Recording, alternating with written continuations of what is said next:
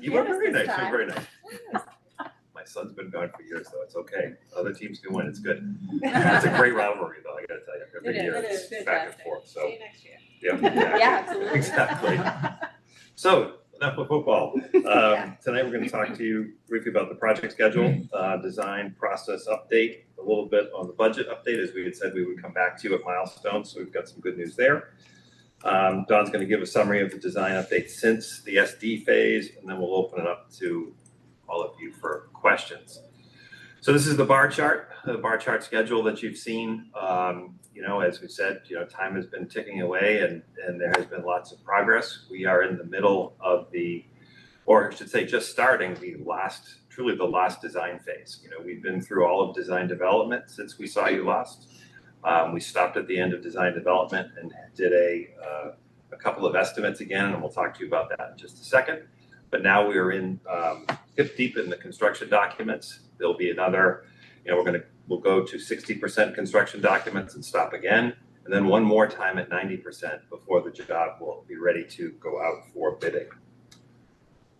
Can I just ask a quick question? Sure. On the timeline, I've heard a couple of rumors around town that we're not on schedule, and we are on schedule. So I just wanted to reiterate that. Completely on schedule. Completely on schedule. 100%. Thank you. Yes.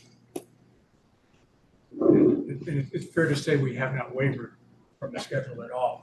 So it's all been great news. Thank you. So in terms of what we've been doing, a lot of meetings, not only ourselves, Dore and Whittier, with our consultants and our in-house people, but if you look up here, you can see we're meeting with faculty and staff, school building committee on at least a monthly basis, working group, same thing, which is a subset of the school building committee.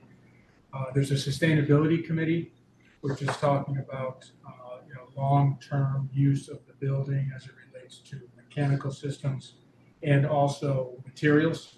We want to make sure that this building is very green, so that's something that's been ongoing.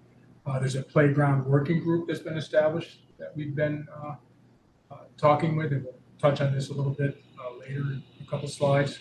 And then a safety and security working group, which is made up of school administration and public safety and DPW. So we're making sure we're designing a building as it relates to site circulation and good viewing from the building from the inside out to try and minimize any security issues before they get into the building. And then, of course, discussion about how the building is cordoned off also, which we've had set for quite some time now. We actually have met with the high school and middle school librarians to go over the library media center, and that's progressed quite nicely. And then we've had informal meetings with planning and conservation to talk about upcoming submissions that will be happening with both of those groups. We plan to have something into them over the next couple of weeks. The thought is that we would start having meetings in January, February to go through that process. But because of those informal meetings we have, they've been very informational. We'd like to think we're in good shape with what we're submitting. We'll talk about the site plan a little bit when we get there. And then while we've been talking with Bob Vogel, the building commissioner, and some of these other meetings, we're going to have a separate sit down and go through all of the code analysis that we've done, meeting, which is scheduled for, I think, next week. So it's, if not, the next couple of weeks.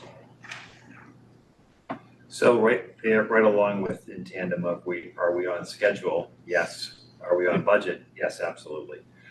So as you recall, just kind of think back for a little bit, the budget that was approved by the town included, the building, all the site around it, but also some work to do the end vinyl force main. It included all of the energy code compliance measures that we talked about to comply with the opt-in energy code, included the Cushing School abatement, demo, and then leveling of the site. We've been able to start having discussions as a building committee about, how could we possibly do the Flannery Field as artificial turf, and some discussions about terrazzo floors kind of in the main public spaces as inside the entry in lieu of linoleum that's in the design. Well, why are we having those kind of discussions? Well, because the DD phase cost estimate was really great news. You know, as we talked about, you know, your budget was 119 million, but 95 of it's the construction cost. So along the way, we're going to stop a couple more times to talk about, you know, okay, where's that number? The design development DD reconciled estimate came in at 92.5 million. Two estimates were done, put them together. The result of those estimates was 92.5 million. That's almost 2.8 million less than the schematic design budget. That's great news. That doesn't mean we run out and we spend the 2.8 million on other stuff right now, right? But you can start to have the discussions about, well, maybe we would be able to do the, you know, do the turf as an upgrade on bid day as an alternate. Again, you could always maybe still do it later, but then it becomes a change order. So we would still rather see it be competitively bid amongst the bidders. Same thing we talk about the flooring. We also are, it's good to have this little bit of cushion because we don't know what's going to happen to the construction market with the administration change in January. You know, tariffs and those sorts of things, we do have to be aware of them because the cost would be passed through to the owner. You know, as an example, most of our steel on these projects typically comes from Canada. So if those things were to happen, it would impact cost. The good news is that we've got some buffer here to account for that. So again, what? Can you order now? Unfortunately, no, we can't do that now. But you know, this is a very good spot to be. I'm not trying to scare anybody, but we have to keep. You know, it's another. We talked about cost increases, right? It's just another thing that would increase costs.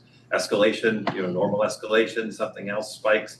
Nothing to do with tariffs. You know, someone has a supply issue somewhere with chips, and suddenly everything from air handlers to those sorts of things can be impacted. So it's good to have some buffer. We can start having discussions about what we could do with the buffer. But at the end of the day, you know, just good news to let the committee know that we're, you know, kind of marching along where this is exactly what we had hoped for. So, Dawn. So just to talk about some of the design changes that have occurred and talk about how the building has progressed. Big change in the site plan and really a very good change. Just to orient you, and Vinyl Road's down the bottom of the slide. Obviously, the building on the left, existing buildings on the right, where you see all the parking. What we did through a lot of these meetings that we had with staff and these working groups is that we originally the hard surface playground that you see right where the cursor is was in between the pre-K parking, which is the lower lot, and the main surface parking lot. We actually had a lot of discussion about that and flipped that up to be right next to Flannery Field. The thought being that while Flannery Field is in use, you could also have students on the playground during the day, provide you with some variety. But for community use, equally as important is that if you have a sibling playing something out on the field, younger siblings could be on the hard surface playground where all the equipment is, and with that easy access for parents or caregivers going back and forth. With this, it actually allowed us to add 17 additional parking spaces to the site. So that's always a good thing too. More parking spaces, the better out here. The other thing that we did over on the right side of the slide, you can see where that green space, right where the cursor is, has gotten wider as it works its way down from north to south. What that has done is it's allowed us to leave some of the existing trees in place, which provide the natural buffer from the neighbors, and increase that buffer along there too. What's really nice about the way this site is set up is the houses that are over on the right, as they look out their backyards, because our site slopes away from right to left, goes down, they're going to be looking out over the top of the parking to, you know, some of the buildings. So it's not like the cars will be in the face or the buildings will be in their face. So that becomes a little bit of a vista. The buffer will help to mitigate that even further. The down off of Ann Vinyl, and I'll show you this on another slide, we've actually been able to add a separate bus entrance off of Ann Vinyl that we can talk about here in a minute, so which is actually helping with the site circulation, not just on the site, but with the comings and goings on Ann Vinyl. I'll talk about that here. So this is obviously an aerial view, but this would be that view from those backyards I was just mentioning. But if you were down at ground level, you would be looking out over the top of all this down to the building below. Can I ask a quick question? Is the playground intended for all the kids, including the pre-K? I think there used to be a separate So one. there's a mix. There's actually pre-K, K inside the southern courtyard, Okay. but there are also pre-K, K in the younger students in this lot that you see here. Okay. The older students, and there's another slide that's coming up. You see in the upper right-hand That's corner. what that back Yes, area is for older kids. exactly. Yeah. Thank you. Adjacent to where they're located in the building. Yep. So in talking about the changes that we made on the site as it relates to circulation, again, and vinyl on the bottom of the slide, the yellow is denoting a new school bus only entrance to the site. So it's allowing school buses to come in, drop off along the back of the building or pick up and then circulate all the way back around the building and out to the, back out to Ann Vinyl. The blue are the parents or caregivers drop off coming in and looping around at the front of the building and going back out. And the purplish color here is actually pre-K. So that brings you into a separate lot.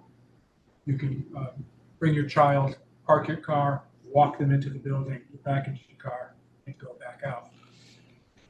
By creating the separate bus entrance, what it's done is it's taken away the congestion that you were anticipating happening near Ann Vinyl, where if you were to come in at the main entrance and the buses were going to take an immediate left, you see that pink arrow, double arrow going back and forth. It's going to create potentially a bit of a logjam. What we've done is we've actually still set that up so that emergency vehicles could go on what we call grass structural turf, similar to what we did at the Gate School out on the far side between the school and the vernal pool. So fire trucks could get in and out of there. In this case, emergency vehicles could circulate around, but it's grass, right? It's a grass paver that basically can support the weight of the fire apparatus. So that will not be open to the public. That's something that people would hopefully not be hopping the curb to go around there. So that's something that's been vetted with public safety, and they're on board with that. The other thing I do want to point out is down near the street, you see the green blobs. There's a wetland in that immediate lower left corner. So what we needed to do with the wetland and with the stormwater management is create bioretention bases down there before water is recharged back into the ground or into the stormwater system. So by doing all this, we've actually been able to keep all that bioretention, and the whole site, the way it's working now, it seems to be actually doing quite well. Next. I just have a quick question on the bus entrance. So obviously the yellow is the bus, and that's one way. Is that Yes. road narrower than the? So the the drive road, that's the going road through is it? still wide enough for two-way traffic. Okay. So what could happen if there is a large event, you could potentially have parallel parking along that and still allow emergency vehicles to get around. I actually had asked because at first I was thinking that the solid blue line was just going to be fighting versus the buses, but that's going to be 2 lanes. So the only conflict will be where the blue line is crossing over the yellow line, where they're coming in up near the playground, and then where the blue comes back out with the buses. Right. Yeah, there's only a couple of I buses, was like just 3 or gonna 4 say buses. that. Right? Yeah. Exactly, and Eight or if, nine? if it's scheduled, you know, if Eight the or schedule is such that the buses come in, pick up, and go back out, then you minimize that. Oh, they can't hear us. No. I was just confirming how many buses, but I think it's like 8 or 9 with the 2 schools combined. It might be, yeah, That's the total Yeah. of the 2. that's the most it can be. Yeah. Okay. Thank you. Sure. Mentioned the playground working group, and I've had some great discussions, as you can see from the takeaways here, more swings, actually less age 3-5 equipment in the grade K2 playground. We're trying to create more shaded areas throughout. And the south courtyard, which you see in the building footprint, that larger courtyard, wants some more accessible equipment there. In the upper part of the slide, you can see we've tried to build in some more basketball space, and that's actually not a 5A playground. It's a student playground. And this has continued to progress, but this gives you a sense of some of the playground equipment that's been discussed. I just had a question about who is part of the playground committee, if it's parents, students, teachers. Yes. Yes, all of those? Okay. It just seems like a great opportunity for kind of community involvement as Right. we're looking for ways to bring the two schools together. It feels like a nice way for, even if it was just a broader survey that goes home, to something to sort of start creating some excitement and buy-in amongst the communities in both schools. Yeah, it really has been great. And that's what's led to a lot of what you're seeing up here. Because of what we always go through and do a first take based upon who we've talked to today. By opening up to our people, we get additional feedback that's helped to break these and carve these to where they are now. Some of the imagery, it's advanced. It's the same idea with the stone base that you're seeing here with the metal siding, those vertical blue lines. There are shading devices for the windows. Really the feature, the hallmark of the building with the library media center that you see to the right with the big overhanging roof, next to the main entrance. The whole idea of education being on display is all really progressing nicely. We're really quite happy with how this is coming out. And a look from the bus loop, you can see the main entrance straight in next to the library media center. The administration's immediately adjacent to that. Older student classrooms are to the right.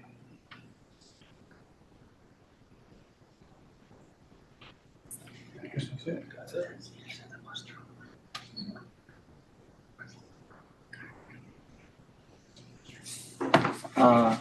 I'm just curious, how much, because we always talk about, we have to work collectively with the town and so on, and maintenance and so on. I know we built the turf back there. How much, I guess, grass or other maintenance will there be outside of the building that would be necessary? And how is that compared to what we have now at the single and or combined schools?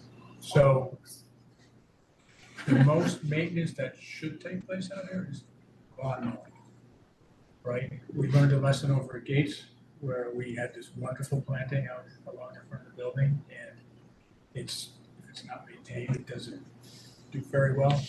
We're minimizing that out here. While there still be plants, they're in terms of the maintenance of regular care, they're native plants, they're drought resistant plants.